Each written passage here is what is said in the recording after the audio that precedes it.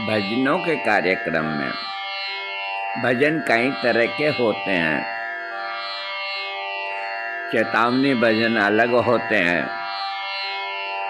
श्रृंगार रस के भजन अलग होते हैं और क्लासिकल भजन भी अलग होते हैं। दरअसल देखा जाए तो भजन ही सब कुछ शास्त्रीय संगीत का सार है। हर भजन कोई न कोई राग के ऊपर निर्धारित होता है। आज मैं आपको मीराबाई का एक भजन सुनाता हूँ। हालांकि मुझे मालूम है कि मेरी जितनी इसमें मेहनत होगी, मुझे कोई चीज़ की लालसा नहीं। मुझे यही लालसा है कि जो पुराने भजन संस्कार लिए हुए हैं उनको जीवित रखना आने वाली पीढ़ियों के लिए, ताकि उनमें से कोई तो उनमें से कोई भजन गाएगा। अगर ये सिलसिला रुक जाए तो काम नहीं चलेगा। अच्छी चीज़ जो है वो हमेशा उज्जवल और जिंदा रहनी चाहिए। सुनिए आप, ये मीराबाई का भजन क्लासिकल में। इस तरह के भजन जो हैं बड़े भजन होते हैं। आजकल ऐसे भजन बहुत कम सुनने को मिलते हैं, बहुत से गाते भी हैं। मीराबाई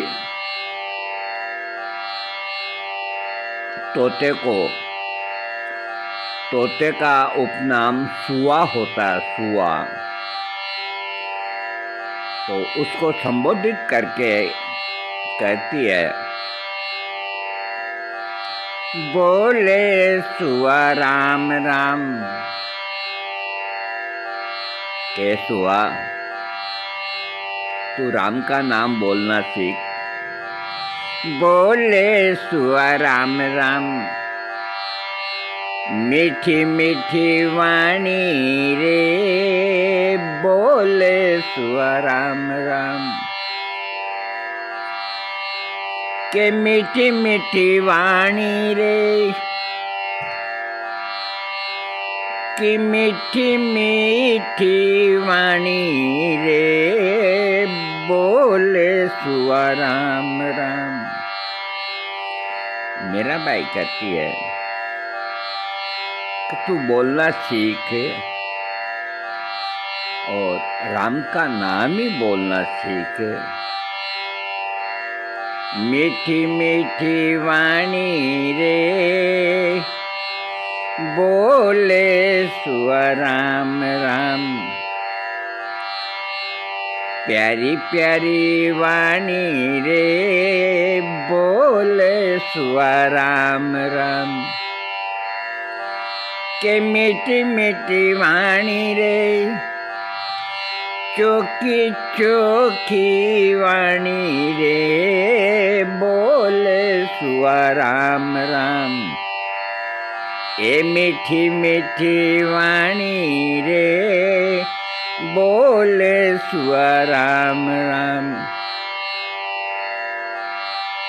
राम किया सुख उपजे और कृष्ण किया दुख जाए। एक बार हरि ओम रटे, तो भव बंधन मिट जाए। बोले सुआ राम राम, ओ मीठी मीठी वाणी रे। बोले सुआ राम राम, मीठी मीठी वाणी रे। प्यारी प्यारी वाणी रे। बोले सुआ राम राम। फिर सुए को तोते को क्या कहती है मीराबाई कि तू अगर राम का नाम बोलेगी या बोलेगा तो मैं तेरे लिए सोने के डाल सुआ पिंजरो गलाऊं रे, सोने के डाल सुआ पिंजरो गलाऊं रे, पिंजरे में मोतियां वाली झालरी लगाऊं रे, बोले सुआ राम राम। मीठी मीठी वाणी रे, बोले सुआ राम राम।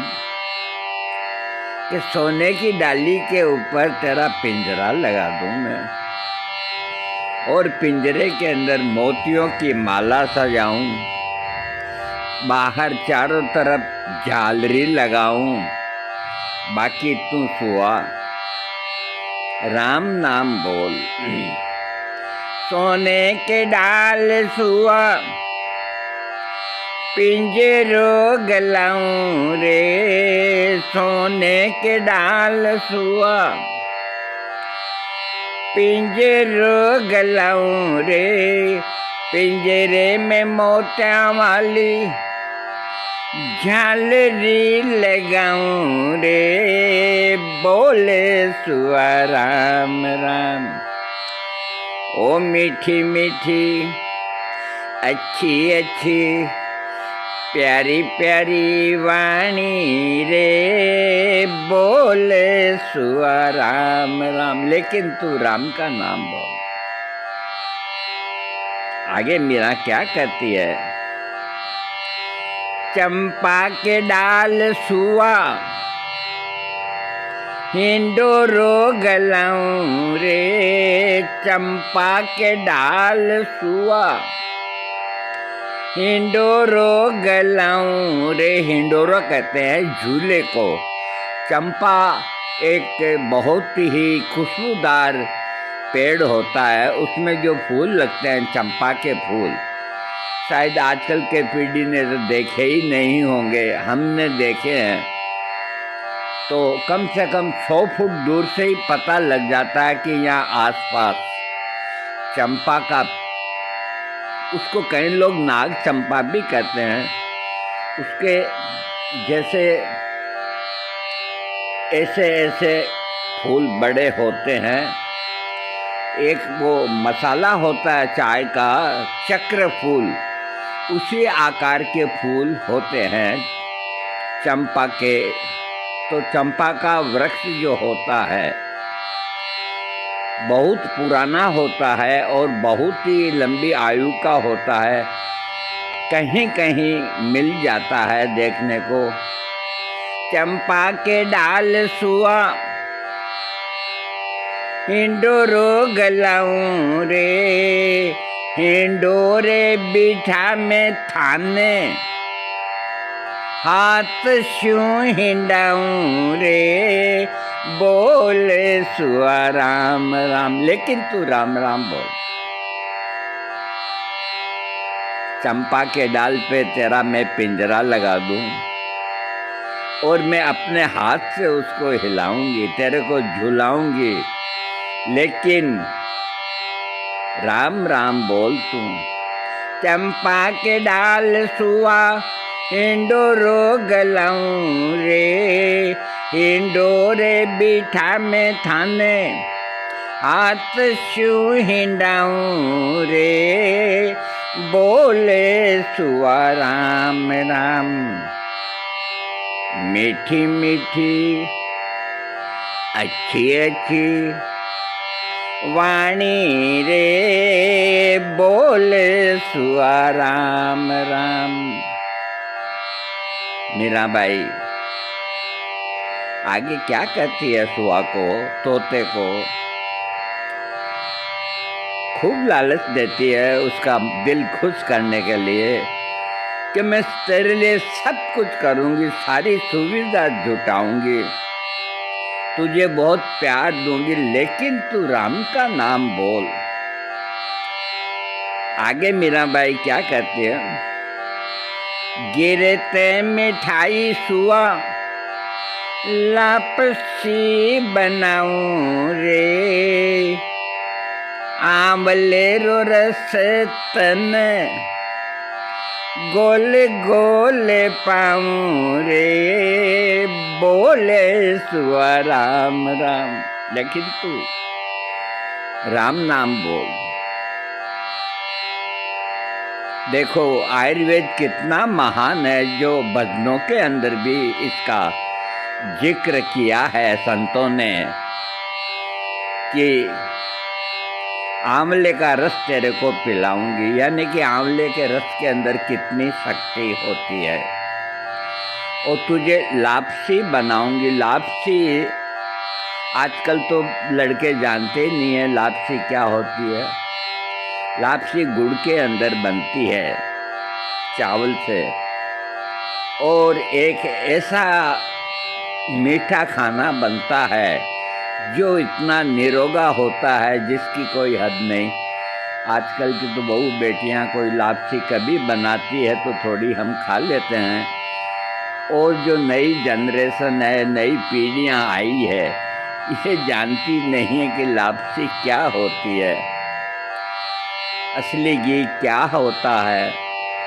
तो मीराबाई क्या कहती है कि तेरे को उस वक़्त असली घी की लापसी बड़ा अच्छा खाना माना जाता था।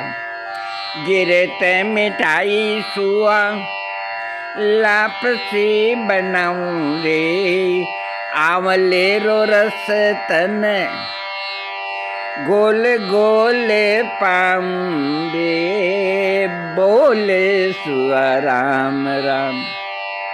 अरे मीराबाई आंवले का रस तोते को पिलाती है, और आदमी इतना समझदार होते हुए सब्जी मंडी आंवलों से भरी है, कभी ये नहीं कि 2 आंवले ला करके नींबू की तरह उसका रस निकाल के थोड़ा शहद मिला के पी ले। क्या कायाकल्प होता है, कहाँ वेद का नुस्खा, कहाँ डॉक्टर की पर्ची। गिरते मिठाई सुआ लापसी बनाऊं रे, आंवले रो रस तन गोले गोले पाऊं रे, लेकिन बोले सुआ राम राम। ए मीठी मीठी वाणी रे, अच्छी अच्छी वाणी रे, प्यारी प्यारी वाणी रे, बोले सुआ राम राम, लेकिन तू राम का नाम बोल। आगे मीराबाई क्या कहती है? मीराबाई के पद, पगलियां रे माए तने पजड़ियाँ पहनाऊं रे, पगलियां रे माए तने पजड़ियाँ पहनाऊं रे, पगलियां रे माए तने पजड़ियाँ पहनाऊं रे, मेरा गिरधारी सर ने आया सुख पाऊं रे, बोले सुआ राम राम, बोले सुआ राम राम। मीठी मीठी वाणी रे, बोले सुआ राम राम। कि तेरे ये नन्हे नन्हे पाँव हैं, इनके अंदर पजड़ियाँ पायजेब होती है ना, पायल जिसको बोलते हैं, ये चांदी की बना के तेरे को पहनाऊंगी। बाकी गिरधारी भगवान राम, इनकी शरण के अंदर ही सुख पाएंगे। तू राम का नाम बोलना सीख जा, पगलिया रे माई तन पजड़ियाँ पहनाऊँ रे, मेरा गिरधारी शरणे आया सुख पाऊँ रे। बोले सुआ राम राम, बोले सुआ राम राम, के मीठी मीठी वाणी रे। बोले सुआ राम राम, ओ मीठी मीठी वाणी रे, प्यारी प्यारी वाणी रे। बोले सुआ राम राम, मीठी मीठी वाणी रे। बोले सुआ राम राम, बोले सुआ राम राम, के मीठी मीठी अच्छी अच्छी चोखी चोखी वाणी रे। बोले सुआ राम राम, मीठी मीठी वाणी रे। बोले सुआ राम राम, ए मीठी मीठी वाणी रे, मीठी मीठी वाणी रे। बोले सुआ राम राम, लेकिन तू राम का नाम बोल। बोले सुआ राम राम, मीठी मीठी वाणी रे। बोले सुआ राम राम। देखिए, ये जो इस तरह के भजन होते हैं तो उनको विस्तारीकरण देने से ही खूबसूरत बनते हैं। यही भजन 2 मिनट या 2.5 मिनट के अंदर भी गा सकते हैं और इसी भजन को गाने में, सुनने में और इसका हर आदमी अनुवाद कर सके, समझाने में थोड़ा वक्त देना होता है, तब तो उस भजन का लाभ है। और हम भजन गाएं या कोई भजन गाए और किसी को समझ नहीं आए और वो भजन छोटा हो 2-3 मिनट का, तो उससे क्या लाभ हुआ? वो 2-3 मिनट भी बेकार गए।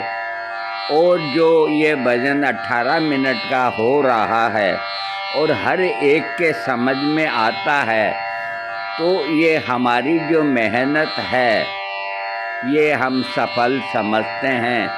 और हम किसी लोभ या लालच के अंदर बड़ा भजन नहीं गाते, बल्कि हम ये जानते हैं कि हम जो फिक्स डिपॉजिट कर रहे हैं, पुराने भजनों को जीवित रख रहे हैं, तो आने वाली जो पीढ़ियां हैं वो समझेगी कि उन लोगों ने इतने बड़े भजन किस तरह से गाए हैं।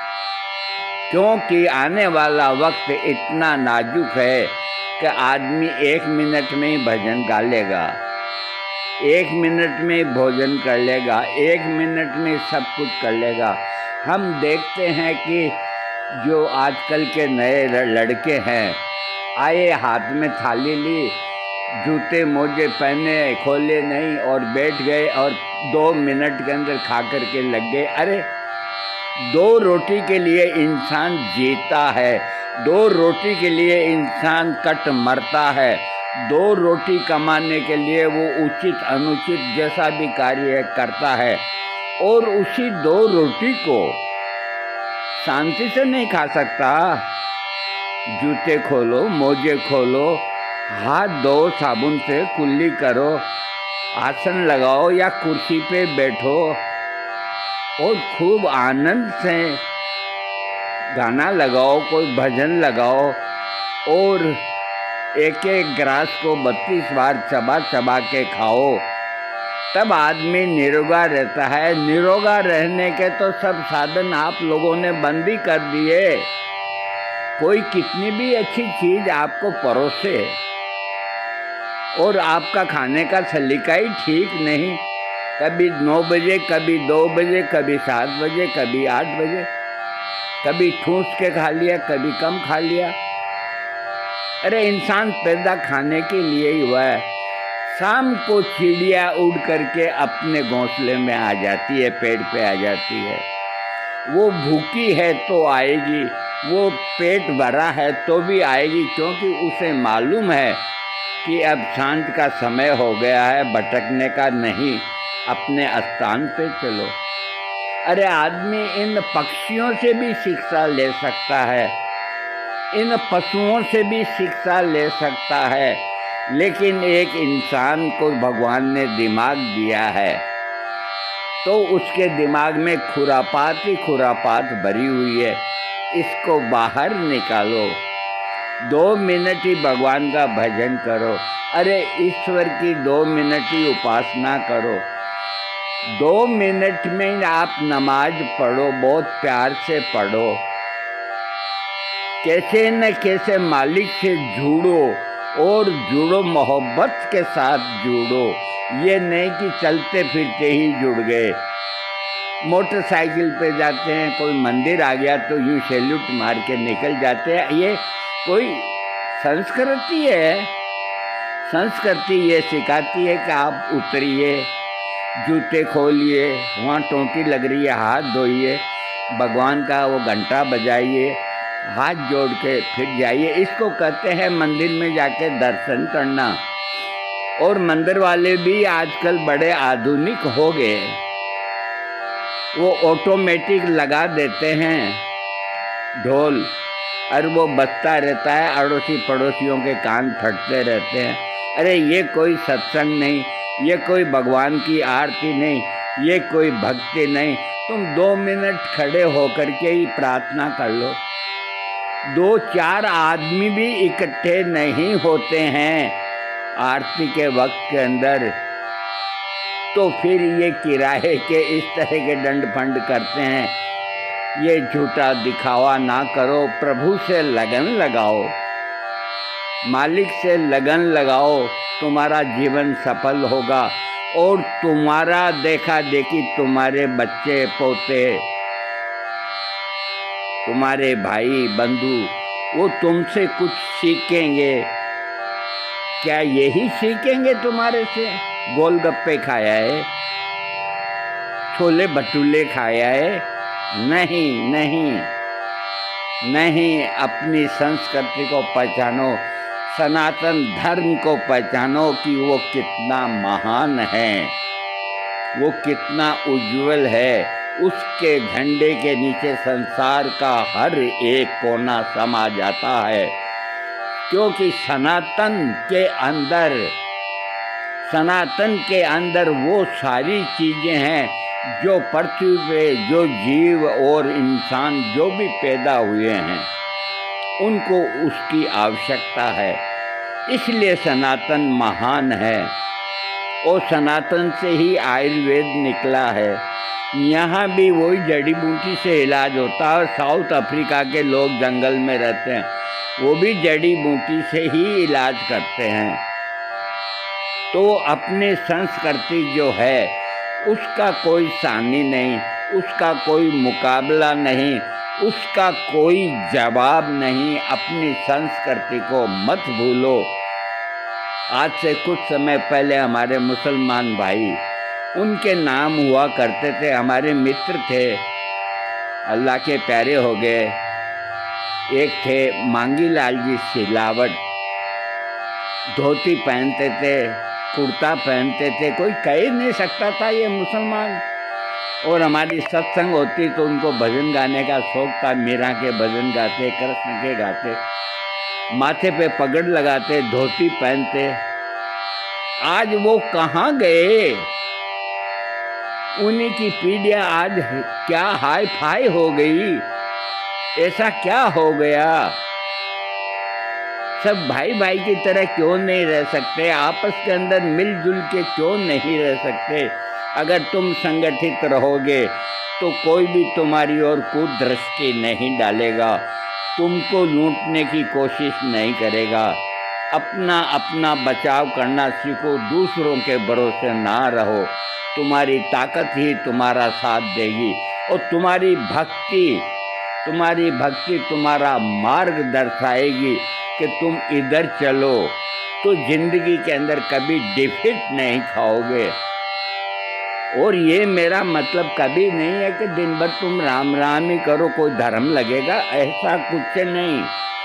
इससे तुम्हारा मन स्वस्थ होगा, मन स्वस्थ होगा तो उसके बाद में पाचन सही होगा, पाचन सही होगा तो तुम्हारा शरीर निरोगा होगा, तुम्हारा शरीर निरोगा होगा तो कोई रोग आएगा नहीं, डॉक्टर पीछे पीछे ही रोएंगे। और तुम अपनी दैनिक दिनचर्या गलत तरीके से बना लेते हो, पश्चिमी मुल्कों की नकल करते हो, खराब कपड़े पहनते हो, लाज नहीं, शर्म नहीं, हया नहीं, कुछ नहीं, तो भाई ऐसे ही दुख पाओगे। मीराबाई का भजन मैंने आपको सुनाया, एक लफ्ज और सुना देता हूँ। बोले सुआ राम राम के मीठी मीठी वाणी रे, बोले सुआ राम राम मीठी मीठी अच्छी अच्छी वाणी रे, बोले सुआ राम राम। तो पक्षियों को पालो, कुत्तों को पालो, बिल्ली को पालो। भगवान राम ने भी, उनका भी जानवरों के प्रति बड़ी मोहब्बत थी। वो वनवास में थे, बैठे थे, सुस्ता रहते, एक गिलहरी आ गई तो भगवान राम से रहा नहीं गया, उन्होंने हाथ ऐसे किया तो उनके हाथ के ऊपर आ गई। तो भगवान राम ने अपना दूसरा हाथ उसके ऊपर फेरा, उसको प्यार दिया, अपनी भक्ति दी। वो निशान आज की तारीख में भी गिलहरी के ऊपर है। तो ये क्या सिखाता है कि जो मूक प्राणी है, इनके ऊपर जब भगवान राम ने कृपा करी तो तुम तो मनुष्य हो। मैं ये नहीं कहता कि घर के अंदर कुत्ता पालो, बिल्ली पालो, लेकिन इन मूक प्राणियों को घर के सामने आके बैठ के पूंछ हिलाते हैं। तुम रोटी डालोगे तो भी हिलाएंगे, नहीं डालोगे तो भी हिलाएंगे। तो आगे जितने घर घराने की बहू बेटियां, उनको यही शिक्षा दी जाती थी, पहली रोटी गाय की, दूसरी रोटी कुत्ते की। ये बनती ही बनती थी, मेहमान सब बाद में, और अब भी कई घरों में बनती है। अब फर्क ये आ गया कि उनको जब इच्छा जब ले जाके डाल देती है, जबकि परिवार ग्रहण करता है खाना, उसके पहले इनको खिलाना चाहिए। बाहर बैठे हैं, एक आलस्य रहता है, बाद में डाल देंगे। अरे वो भूखे हैं, उनकी आंखें खिलमिला रही है, वो अपने निश्चित समय पे आके बैठ गए हैं, सबसे पहले उनको जाके डालो। इतने में टांगों में जोर नहीं, इतना भी शरीर में ताकत नहीं कि तुम वहाँ तक चले जाओ। तुमने कैसा अपना शरीर बना लिया, कैसी अपनी चाल ढाल बना ली। भाई सुधार करो, सुधार करो, अपने आप को संवारो, अपने आप में ताकत भरो, तो दुनिया तुम्हारी इज्जत करेगी, तुमको प्यार देगी। आज का भजन इतना ही, माफ़ कीजिए थोड़ा बड़ा हो गया, कुछ ज्ञान चर्चा भी होनी चाहिए। तो आपको अच्छा लगे सब्सक्राइब करें। हम कोई चीज़ के भूखे नहीं हैं, न अच्छा लगे तो कोई बात नहीं, आप सुन के रह जाएं या ऊपर आगे पीछे सरका दें, हमें कोई चीज़ की लालसा नहीं। अरे हम क्या तो लेके आए हैं, क्या लेके जाएंगे। 80 साल के हो गए और मालिक को बोल दिया कि जब तुम्हारी इच्छा हो हमें तलब करो, जब तुम्हारी इच्छा हो हमें तलब कर लो। राजी हूँ उसी में, राजी हूँ उसी में जिसमें तेरी रजा हो। राम राम, जय सिया राम।